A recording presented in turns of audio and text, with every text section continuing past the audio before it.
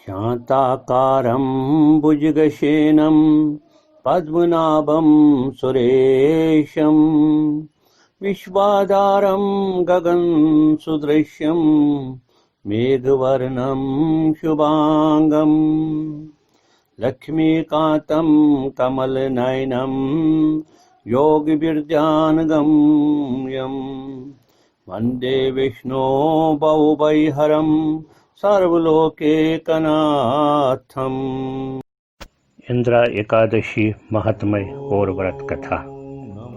युधिष्ठिर बोले, हे भगवान, अब आप कृपा पूर्वक अश्विनी मास की कृष्ण पक्ष की एकादशी की कथा को कहिए। इस एकादशी का नाम क्या है तथा इस एकादशी के व्रत करने से कौन कौन से फल मिलते हैं, सो सब समझाकर कहिए। इस पर श्री कृष्ण भगवान बोले कि हे राज श्रेष्ठ, अश्विनी मास की कृष्ण पक्ष की एकादशी का नाम इंद्रा है। इस एकादशी के व्रत करने से समस्त पाप नष्ट हो जाते हैं तथा नरक में गए हुए पितरों का उद्धार हो जाता है। हे राजन, अश्विन कृष्ण पक्ष की जो कि पितृ या श्राद्ध पक्ष में आती है, इसलिए इसे इंद्रा एकादशी या पितृ एकादशी कहा जाता है। भटकते हुए पितरों को गति देने वाली पितृ पक्ष की इस एकादशी को श्राद्ध एकादशी भी कहते हैं। धर्मशास्त्रों के अनुसार जिन पितृगण की किसी कारण गति न हो या ज्योतिष शास्त्र के अनुसार जिन जातकों की कुंडली में पितृदोष लगा हो, उनके लिए ये एकादशी एक वरदान है। इस एकादशी की कथा के सुनने मात्र से ही वाजपेयी का फल मिलता है। प्राचीन सतयुग में महिषामती नामक की नगरी में इंद्रसेन नाम का प्रतापी राजा राज करता था। एक समय जबकि राजा अपनी राजसभा में सुखपूर्वक बैठा था, इतने में ही देवर्षि नारद आकाश से उतरकर वहां आ पहुंचे। उन्हें आया देख राजा हाथ जोड़कर खड़ा हो गया और विधि पूर्वक पूजन करके उन्हें आसन पर बिठाया। इसके बाद वह इस प्रकार बोले, मुनि श्रेष्ठ, आपकी कृपा से मेरी सर्वथा कुशल है। आज आपके दर्शन से मेरे संपूर्ण यज्ञ क्रियाएं सफल हो गई। देवर्षि अपने आगमन का कारण बताकर मुझ पर कृपा करे। इस पर नारद जी बोले कि हे राजन, मुझे एक महान आश्चर्य हो रहा है कि एक समय जब मैं ब्रह्मलोक से यमलोक को गया था तो उस जगह यमराज की सभा में मध्य में मैंने तुम्हारे पिताजी को बैठा देखा था।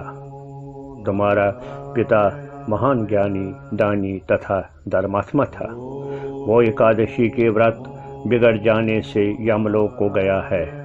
तुम्हारे पिता ने मुझसे तुम्हारे लिए एक समाचार भेजा है कि यदि मेरा पुत्र इंद्रसेन अश्विन मास के कृष्ण पक्ष की एकादशी का व्रत करे और उस व्रत का फल मुझे दे तो मेरी मुक्ति हो जाए।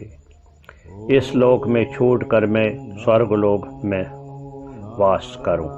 जब राजा ने महर्षि नारद जी से ऐसे वाक्यों को सुना तो उसे महान दुख हुआ और इंद्रा एकादशी के व्रत की विधि पूछने लगा कि हे नारद, अब आप मुझे इस एकादशी के व्रत की विधि बतलाइए।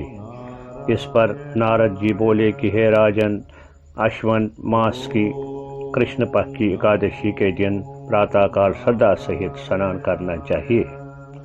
इसके पश्चात दोपहर को भी स्नान करना चाहिए। उस समय जल से निकलकर श्रद्धा पूर्वक पितरों का श्राद्ध करें और उस दिन एक समय भोजन करें और रात्रि को पृथ्वी पर शयन करें। इससे दूसरे दिन अर्थात एकादशी के दिन प्रातःकाल दातून करें और स्नान करें।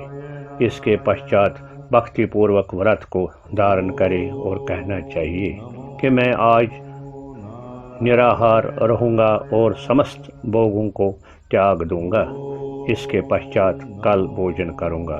हे भगवान, आप मेरी रक्षा करने वाले हैं, आप मेरे व्रत को निभाइए। इस प्रकार आचरण करके दोपहर को सालिग्राम की मूर्ति का भोग लगाएं। भोजन में से कुछ हिस्से को गौ को दें और विष्णु भगवान की धूप दीप नैवेद्य आदि से पूजा करें और रात्रि को जागरण करें। इसके उपरांत द्वादशी के दिन मौन होकर बंधु बालों सहित भोजन करें। हे राजन, यही इंदिरा एकादशी के व्रत की विधि है।